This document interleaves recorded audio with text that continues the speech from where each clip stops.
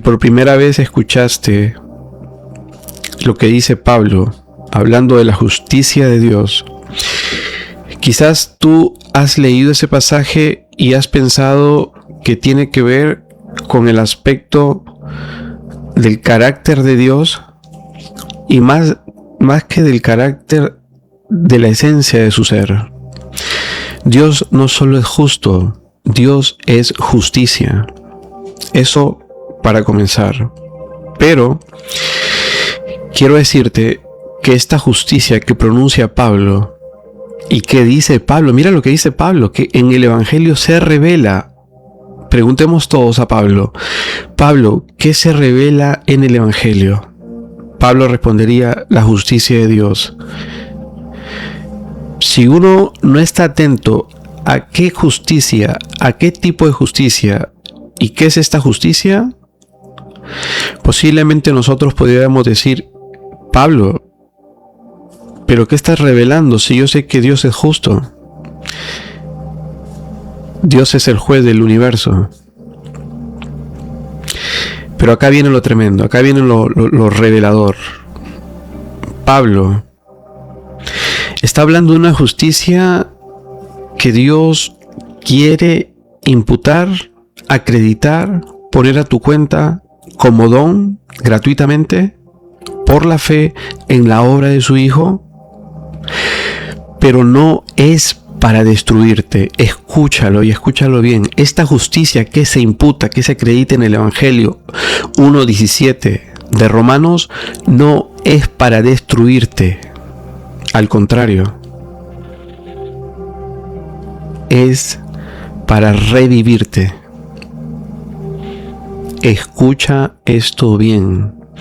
La justicia que imputa el Evangelio y que el apóstol en el capítulo 1 de Romanos, comenzando Romanos, deja claro que Dios está dispuesto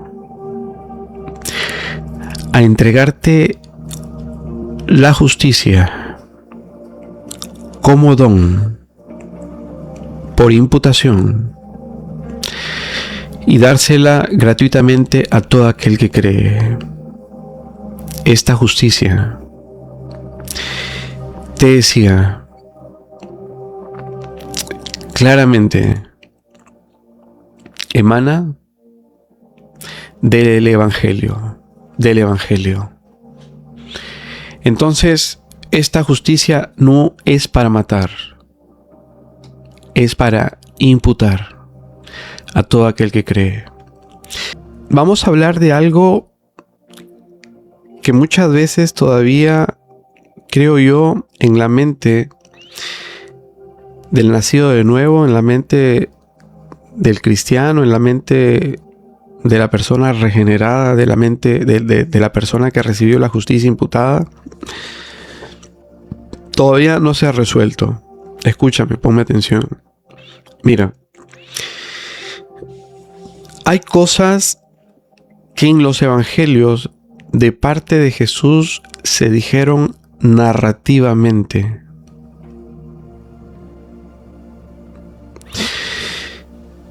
Y nosotros podemos interpretar claramente, de manera definitiva, en lo completo de la revelación, lo que Jesús dijo narrativamente. Vemos que Pablo, inspirado por el Espíritu Santo de Dios, en la revelación del Evangelio, Pablo es inspirado a colocar esta verdad narrativa de los Evangelios de una manera teológica, de una manera ordenada, sistematizada. ¿Por qué te digo esto? Porque todavía no hemos llegado a entender que Pablo y Jesús nunca se contradicen. Y a veces cuando nosotros no vamos a las cartas apostólicas, no vamos a los evangelios y tomamos todo y sumamos todo, el resultado va a ser realmente el nuevo pacto. Todo lo que anuncia en el evangelio. Pero si nosotros no sopesamos completamente toda la revelación, podemos caer en equivocación, atribuyendo a Jesús ciertas cosas que realmente Él no dijo ni quiso decir. Ponme atención en esto. Si tú no lees las palabras de Jesús a la luz de los demás libros, como te decía, no solo de los evangelios, sino de la revelación apostólica que el mismo Espíritu inspiró a estos hombres de Dios, posiblemente vamos a quedar cortos en nuestra interpretación. Por eso te pido que desde el comienzo me pongas atención. Y quiero que vamos a hablar de esto hoy día. Escucha, mira. Ciertos pecados y el don de imputación. Ciertos pecados y el don de la justificación. Ahora, yo sé que esto todos hemos pasado por este terreno, todos. Espero que después de lo que te dije hace un momento lo tengamos resuelto. Si no es así, te invito a que lo hagamos paso a paso. Escucha con atención. ¿Por qué Jesús, si te has dado cuenta en los evangelios, menciona pecados específicos? Te repito la pregunta. ¿Por qué Jesús menciona pecados específicos en los evangelios? Mira, cuando leemos a Jesucristo en los evangelios, vemos algo interesante.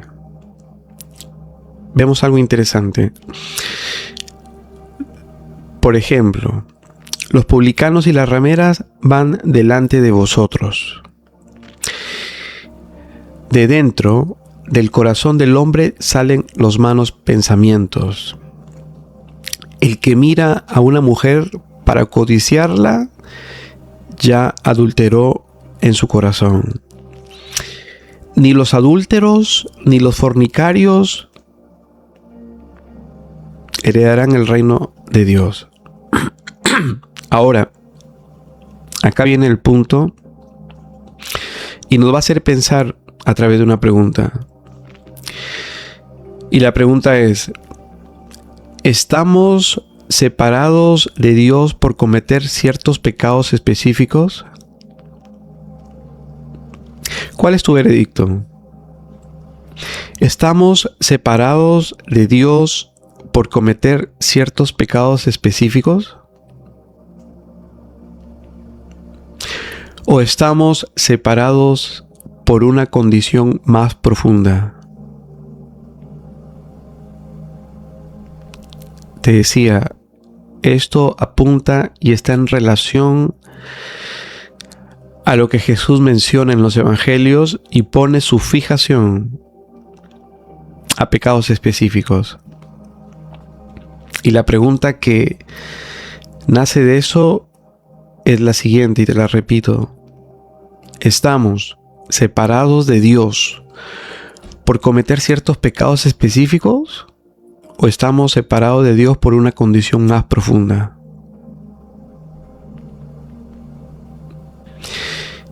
Y acá, con certeza absoluta, la respuesta paulina es clara. En la epístola a los Romanos 5:12 mira tú, 5:12 de Romanos, Pablo no dice que la muerte entró por muchos actos pecaminosos. Dice que entró por un hombre. Y el texto lo dice, 5:12, por cuanto todos pecaron.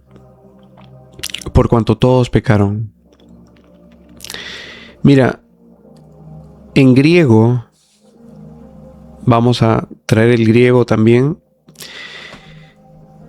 Este verbo, pecaron, está en auristo y esto apunta a una acción puntual. No describe actos repetidos, sino participación en un evento. Y esto resulta en lo siguiente para que tomemos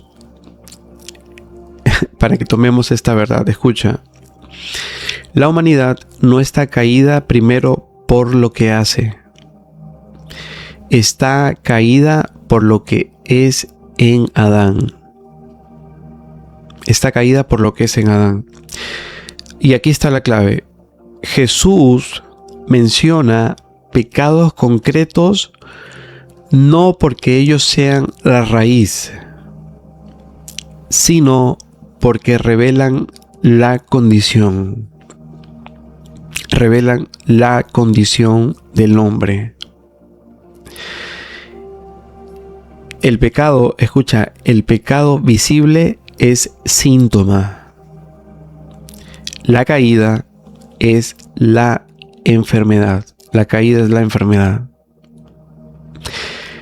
Pero enfatizamos otra vez la pregunta. Entonces, ¿por qué Jesús enfatiza pecados específicos?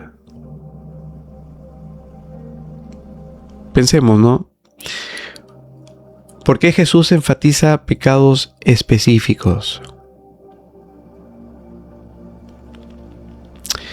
Y lo más directo es esto, escucha, porque confronta la autojusticia. Mira, en el Evangelio según San Mateo 5-7, Jesús, no sé si lo habían notado, vamos a hablar un día de esto, pero acá vamos a poner ahorita el punto. En el Evangelio según San Mateo 5:7, Jesús de una manera clara radicaliza la ley. Mira lo que dice y lo que vemos. No solo matar, sino odiar es pecado. No solo adulterar físicamente, sino desear. No solo jurar, sino la intención del corazón. La pregunta es ¿por qué? Porque el problema no es comportamiento externo, es naturaleza. Jesús no está clasificando pecados más graves. Está desmontando la ilusión de justicia propia. Él claramente, escucha, Él lleva el estándar al nivel del corazón para que todos colapsen bajo el mismo diagnóstico.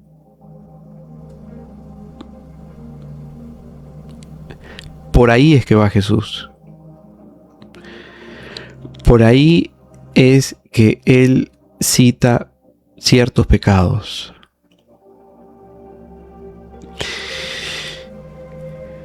Y en cierta forma, porque expone lo que el corazón ama, el corazón no regenerado. Escucha esto en Marcos 7:21. Un principio, Jesús lo dice, del corazón salen. Mira, qué interesante que él comienza diciendo, del corazón salen. Y si nos remitimos a ese texto, Jesús no dice ciertos actos los separan. Mira, lo que dice es que proceden de dentro, del corazón salen. No dice ciertos actos, dice proceden de dentro, proceden de dentro. Y esto hay que tenerlo claro. La separación no comienza cuando pecas.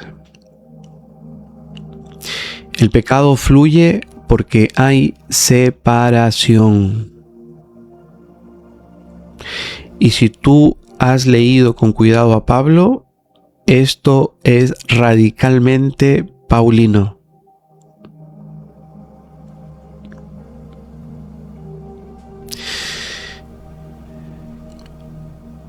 Mira lo que dice Romanos 3:9. Compartamos para que podamos llegar a algunas personas que necesitan escuchar esto. Mira lo que dice Romanos 3:9. Judíos y gentiles, escucha, judíos y gentiles todos están bajo pecado. La expresión bajo pecado es estructural. ¿Qué quiere decir esto? Esto habla de dominio, de señorío. Mira, no dice bajo pecados. No sé si te habías dado cuenta de eso. Hablé y nos hemos puesto a meditar siempre teniendo en cuenta el Evangelio con las cartas paulinas, por ejemplo, que lo que Jesús lleva en la cruz no fue nuestros pecados, fue el estado de pecado, fue la raíz. El Evangelio apuntó a la raíz. Judíos y gentiles todos están bajo pecado. Y esta expresión bajo pecado es estructural, porque nos habla de dominio, de señorío. No lo dice en plural, bajo pecados, pecados. Dice bajo pecado en singular. ¿Qué significa eso? ¿Qué significa eso? No estamos separados por una lista. Escucha, no estamos separados por una lista. Estamos bajo una cabeza federal. Adán, Adán, Adán. Y aquí claramente se destruye toda teología que cree que ciertos pecados nos alejan más que otros. Y nos damos cuenta después de esto que el problema no es cuantitativo. El problema es representativo. Representativo.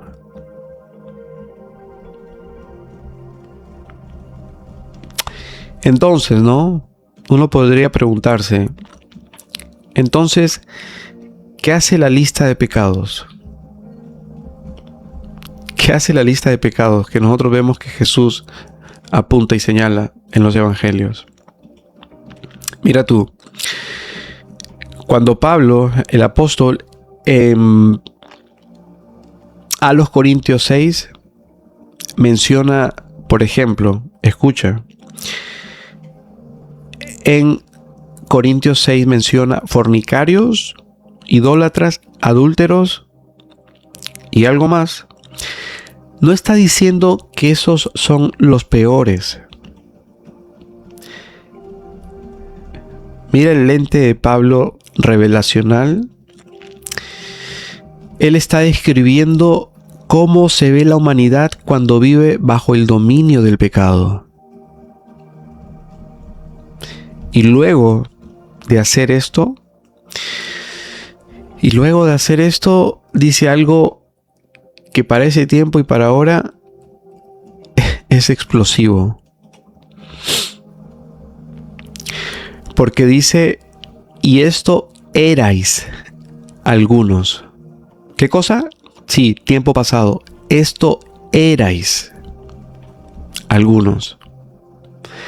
Más, y acá viene el más de gracia, ¿no? Más, ya habéis sido lavados. Ya habéis sido lavados. No cambia la lista. Cambia la identidad. La identidad. Y espero que tú y yo veamos esto, ¿no? El contraste que hay en todo esto. Claramente y paulinamente lo podemos ver. Imputación en Adán versus imputación en Cristo. Y creo yo que acá entramos al corazón del Evangelio. Segunda a los Corintios 5:21. Al que no conoció pecado, por nosotros lo hizo pecado. Esto es imputación. La humanidad, escucha, la humanidad fue constituida pecadora por la desobediencia de uno, Romanos 5:19. Pero ahora, escucha, pero ahora, por la obediencia de uno, los muchos serán constituidos justos. Interesante que el verbo griego para constituidos implica designación legal. ¿Qué quiere decir esto?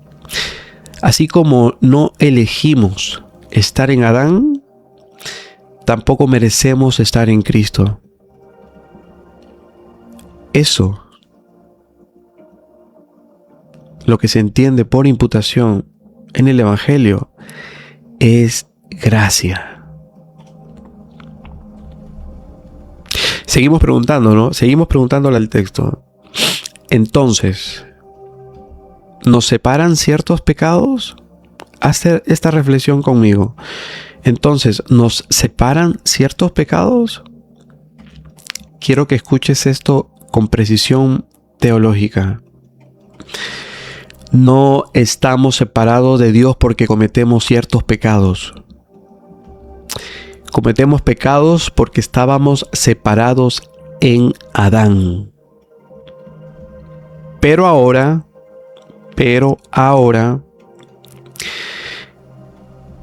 en Cristo nos somos acercados por dejar ciertos pecados.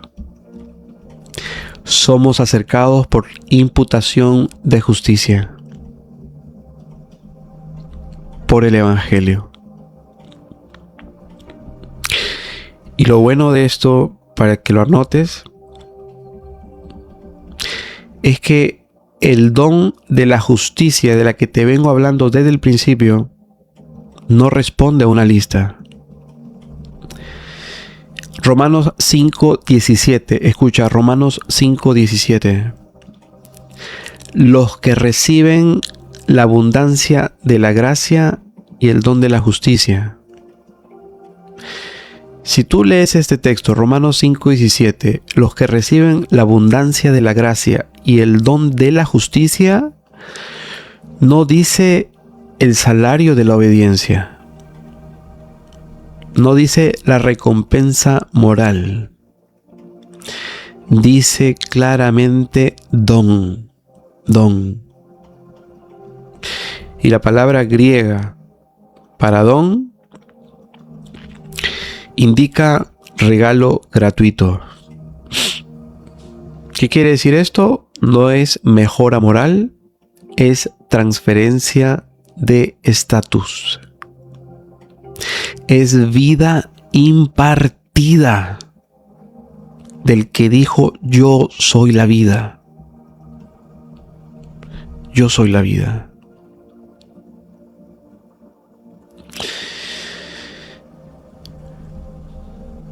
Qué bárbaro esto, ¿no? Jesús menciona pecados específicos para llevarnos a una sola conclusión. Si tienes tiempo, apunta. de lo que venimos hablando, ciertos pecados y el don de la imputación divina. Jesús menciona pecados específicos para llevarnos a una conclusión. Nadie puede sostenerse por conducta. Y cuando el hombre se queda sin defensa, aparece la imputación. La imputación. No somos reconciliados porque superamos ciertos pecados. Somos reconciliados porque otro asumió nuestra condición.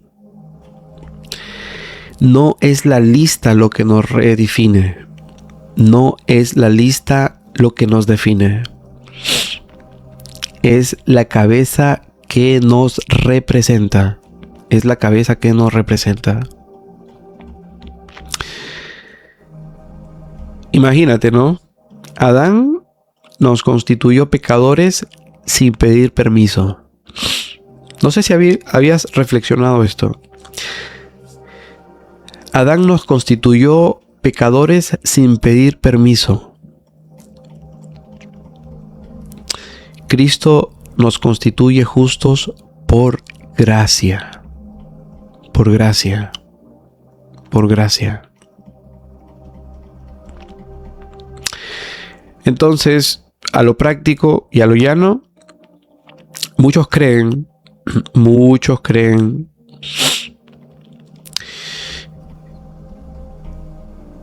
Dios está lejos porque hice esto. Este pecado me separó de Dios. No soy digno por lo que hice. Pero el Evangelio, escucha esto con cuidado. El Evangelio no dice que Dios te acerca cuando limpias la lista. Dios, escucha esto.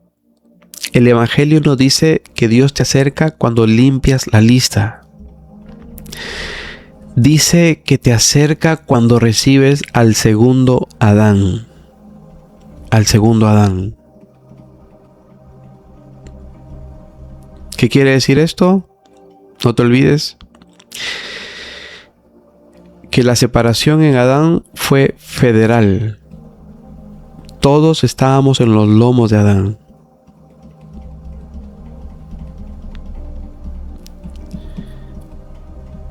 Qué majestuoso es el Evangelio, ¿no? La separación fue federal, la reconciliación también. Y si la caída, escucha esto, y si la caída fue imputada, la justicia también lo es por la fe. ¿Por la fe en qué? No en qué, en alguien, en la persona de Jesús, el Hijo de Dios. El Hijo de Dios. Qué grande ha sido el Evangelio que hemos recibido. Jesús menciona pecados concretos: adulterio, fornicación, idolatría, hipocresía, avaricia, etc. Incluso llega a decir cosas que parecen muy fuertes. Lo que te dije al principio, Mateo 21:31, los publicanos y las rameras van delante de vosotros al reino de Dios. Y también decía con respecto al corazón, del corazón del hombre salen los malos pensamientos, adulterios, fornicaciones, homicidios. A primera vista, escucha esto, a primera vista parece que el problema central de la humanidad es una lista de pecados específicos. Pero cuando llegamos a la teología apostólica, especialmente a los escritos de Pablo de Tarso, descubrimos algo distinto. Pablo afirma que la humanidad ya estaba separada de Dios antes de cometer cualquier pecado personal. Esto abre una pregunta profunda. ¿Por qué entonces Jesús habló tanto de pecados específicos? Te decía que para responder esto y profundizando aún más en esto, y quiero invitarte a que nos acompañes un momento más, para responder esto necesitamos también mirar el contexto cultural, religioso y teológico del primer siglo. Mira tú, qué interesante que el contexto religioso del tiempo de Jesús, escucha esto, en el judaísmo del primer siglo, la espiritualidad se entendía principalmente en términos de obediencia a la ley. La mayoría de los maestros religiosos creían que la relación con Dios se mantenía a través de obediencia a la Torá, pureza ritual o observancia moral. Los fariseos, por ejemplo, no solo guardaban la ley escrita, también seguían una tradición oral que multiplicaba los mandamientos, como solo ellos sabían hacer. Y la religión de ese tiempo funcionaba de esa manera, funcionaba así: obediencia, aceptación divina; pecado, exclusión del favor de Dios. Por eso, en ese tiempo específico, escucha, pon atención, por eso los rabinos hablaban constantemente de pecados específicos. En esa mentalidad, el problema del hombre era moral. Pero lo bello y maravilloso de todo esto es que cuando aparece Jesús, Él comienza a desarmar esa lógica religiosa. Jesús claramente no enumeraba pecados para clasificarlos, sino para exponer el corazón. Cuando Jesús menciona pecados, no está creando una jerarquía moral. Está revelando algo más profundo. Te decía y te citaba Mateo 5, dentro del Sermón del Monte. Jesús toma mandamientos conocidos para ese entorno, pero mira tú que los lleva a una dimensión inesperada.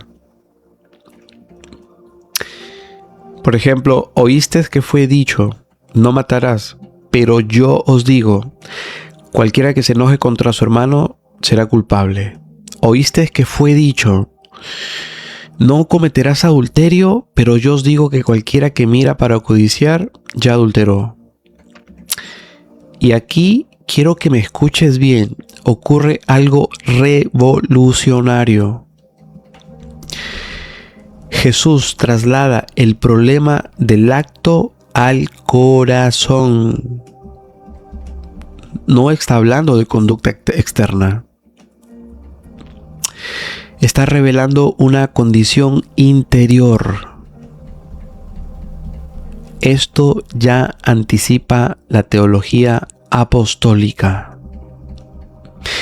Y vemos claramente nosotros, refiriéndonos a teología apostólica, el diagnóstico claro paulino del apóstol a esto: la humanidad está bajo pecado. Romanos 3:10, no hay justo ni aún uno. Todos conocemos ese texto, no hay justo ni aún uno. Pero luego dice algo más profundo: todos están bajo pecado. Te decía hace un momento, el griego para este texto utiliza la expresión hipoamartía. La palabra hipo significa bajo dominio. No está describiendo simplemente actos pecaminosos. Está describiendo un poder que domina la humanidad. Esto para nuestro entender y comprensión es fundamental. ¿Qué quiere decir esto? El problema humano no es simplemente que cometemos pecados. El problema es que la humanidad quedó bajo el señorío del pecado. La raíz del problema, escucha esto, la raíz del problema, la caída en Adán. Y Pablo también explica el origen de esta condición. Por un solo hombre entró el pecado en el mundo. Romanos 5:12. Mira tú, qué interesante que en el pensamiento bíblico, y es bueno saber esto, Adán no fue solo un individuo. No sé si habías meditado esto, pero te invito a que lo hagamos. En el pensamiento bíblico escritural, Adán no fue solo un individuo. Fue la cabeza representativa de la humanidad.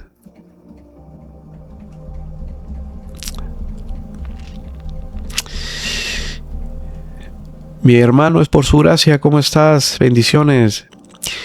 Mi brother, fíjate que estamos subiendo todos los directos a nuestro canal de YouTube por el mismo nombre, Su Corazón de Gracia.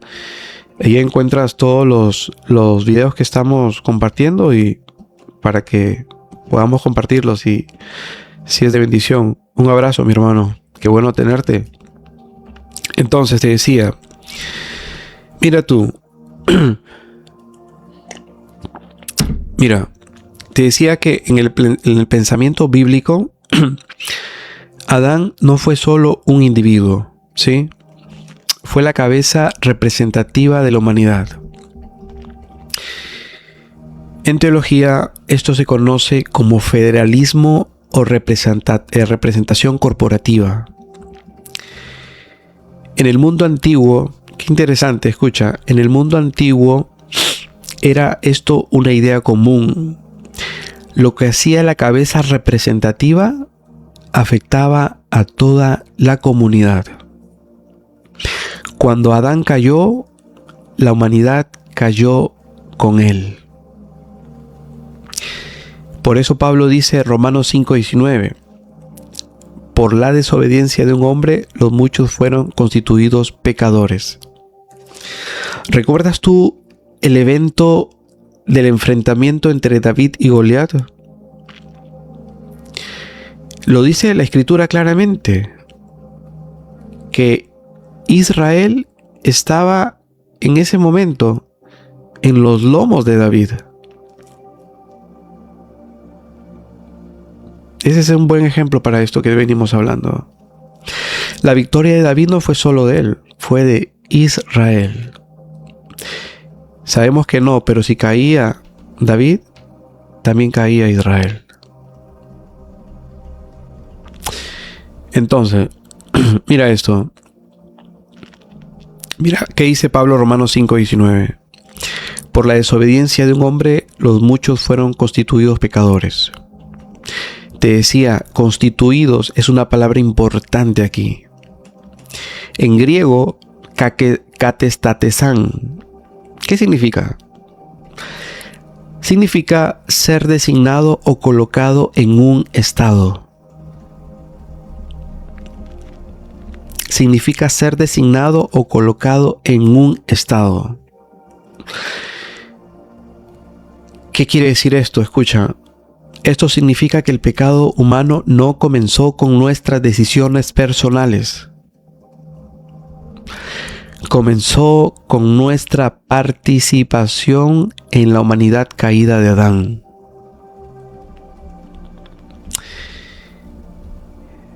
Ahondando en esto, entonces, ¿por qué Jesús habla de pecados concretos?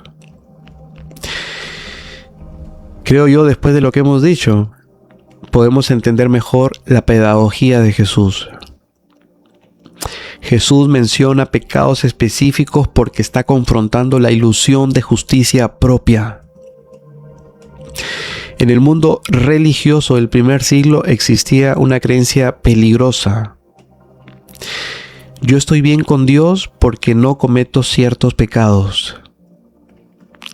Eso se ha trasladado hasta el cristianismo actual. Yo estoy bien con Dios porque no cometo ciertos pecados. Jesús, escucha, tu Jesús y mi Jesús destruye esa idea mostrando que el problema está mucho más profundo que la conducta. Por eso dice, del corazón, apunta, del corazón salen los malos pensamientos. El pecado, esta frase apúntala, mira, el pecado no comienza en las manos, comienza en el corazón. Bendiciones, mi hermano, es por su gracia. Gracias por estar aquí. Gracias por siempre acompañarnos. Un abrazo, mi hermano. Gracias, de verdad. Entonces,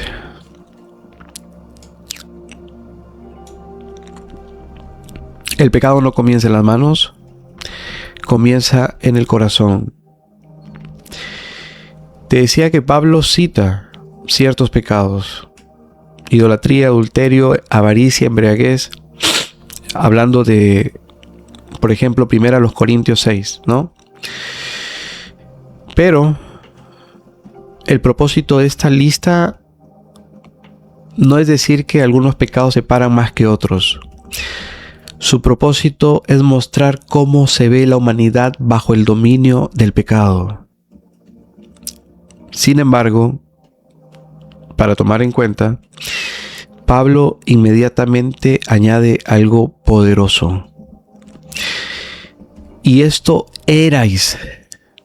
Recuerda, está hablando a una iglesia, a cristianos, pero está hablándoles de algo que pasaba, pero en tiempo pasado. Y esto erais algunos, mas ya habéis sido lavados. Te decía, la solución no fue reformar la conducta. La solución fue cambio de identidad. La solución divina fue imputación. Este es el corazón del Evangelio.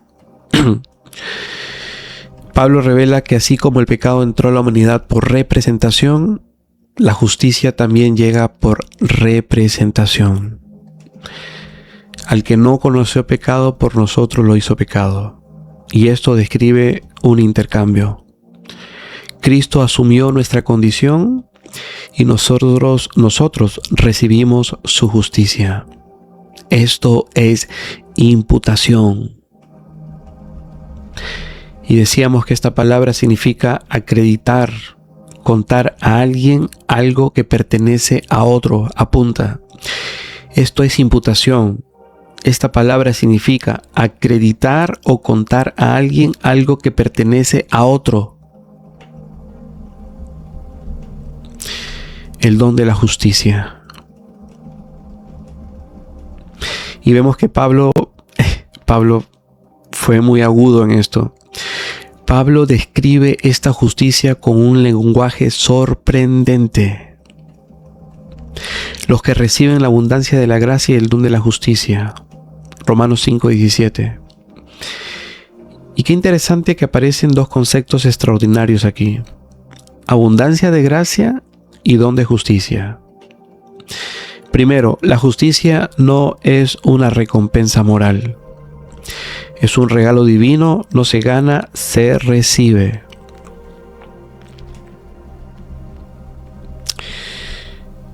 Creo que a partir de lo que venimos diciendo, ya podemos comenzar a ver la belleza del Evangelio con más claridad. Jesús menciona pecados específicos para llevarnos a un punto de desesperación, para que el ser humano descubra que no puede justificarse a sí mismo. Cuando esa ilusión se derrumba, aparece la revelación apostólica. La solución de Dios no es mejorar la conducta humana.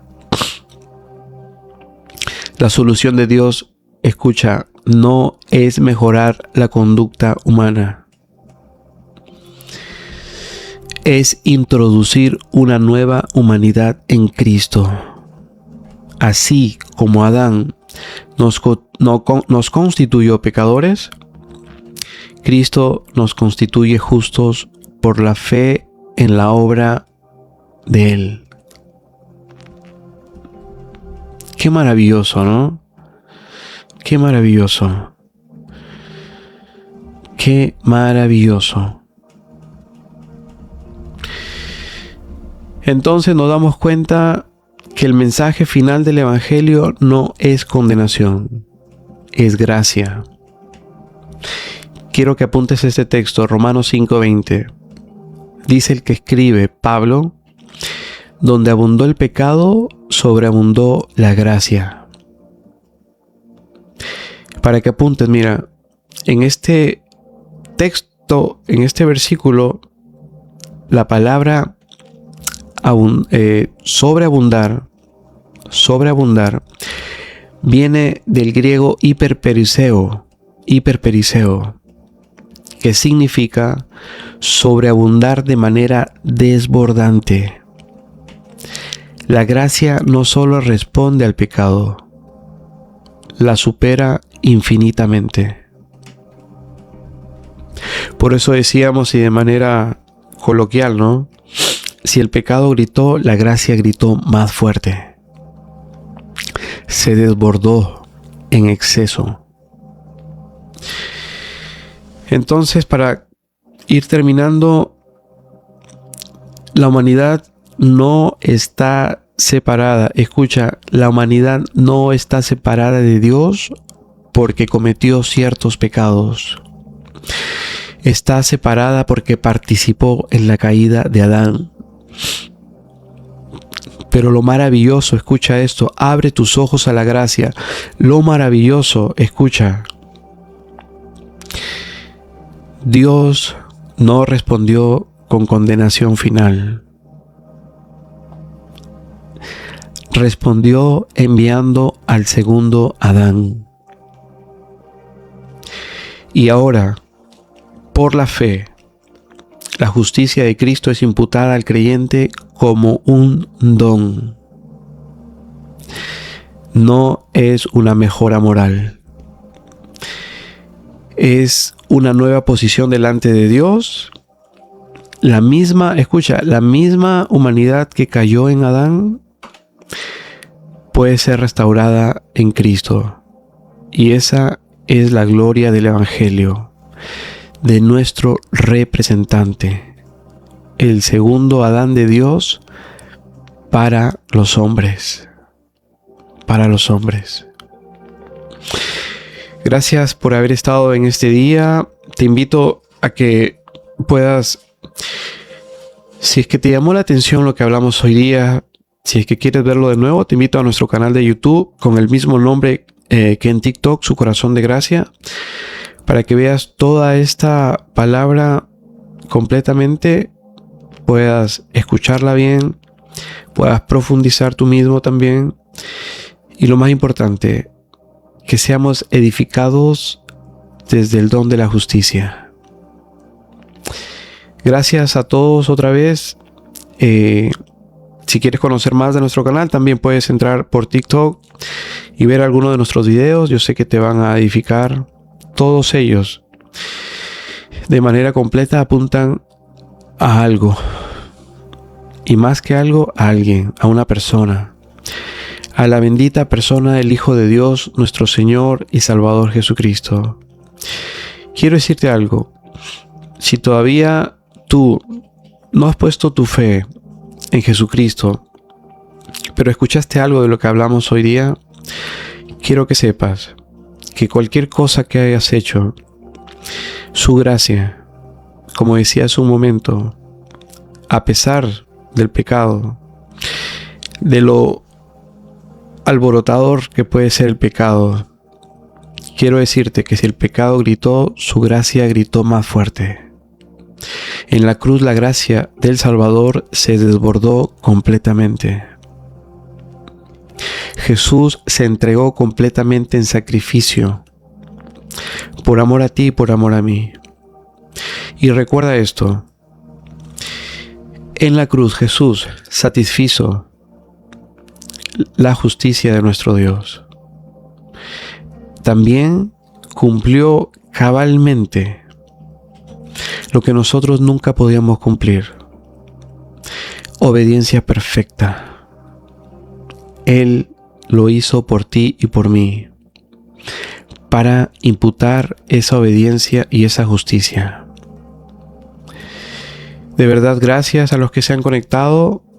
Y para terminar, quiero decirte, si me dices qué tengo que hacer para recibir a ese maravilloso Jesús del que tú me predicas, te tengo que decir de manera clara, objetiva, todo lo necesario Dios mismo ya lo hizo. La ofrenda perfecta para poder responder a Dios en su propio Hijo fue satisfecha, fue hecha. Lo que Dios demanda de ti después de mirar y de asombrarte del gran amor de Dios expresado en una cruz, es que tú simplemente creas.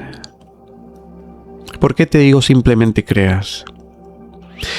Porque acá no te estoy diciendo que recibir a Jesús se determina por la cantidad ni por la fuerza de tu fe.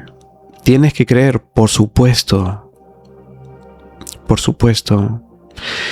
Pero aquí no es lo determinante tu fe, sino a quién apunta tu fe. Si tu fe apunta a este glorioso Salvador y amoroso Señor, quiero decirte que automáticamente, dice la Escritura, eres declarado justo y perdonado eternamente. Esa es la buena noticia del Evangelio. No te pone a prueba, no te exige antes de recibir a Jesucristo, solo te pide creer que lo que hace 2000 años la persona que estuvo colgada entre el cielo y la tierra en una cruz es suficiente para volverte a Dios. Él dijo en sus propias palabras: yo soy el camino, la verdad y la vida, y nadie viene a mi Padre si no es por mí. Y qué interesante que en el monte de la transfiguración se presentan personas, vamos a ahondar, quizás redundar en eso, se presentan dos personas que representan dos sistemas, Moisés y Elías y Jesús en ese monte de la transfiguración. Vemos a Elías representando a los profetas, a la casta, y vemos también a Moisés representando la ley. Y vemos al Padre, y eso es lo que a veces la religión no logra ver, que Jesús está por encima de la ley y por encima de los profetas. Los profetas apuntaban a alguien, y claramente el Padre responde rotundamente: a Él oíd, a Él oíd, a una persona, a su Hijo. Así que es tu mirada para Él y tu fe tiene que ir en dirección de Él.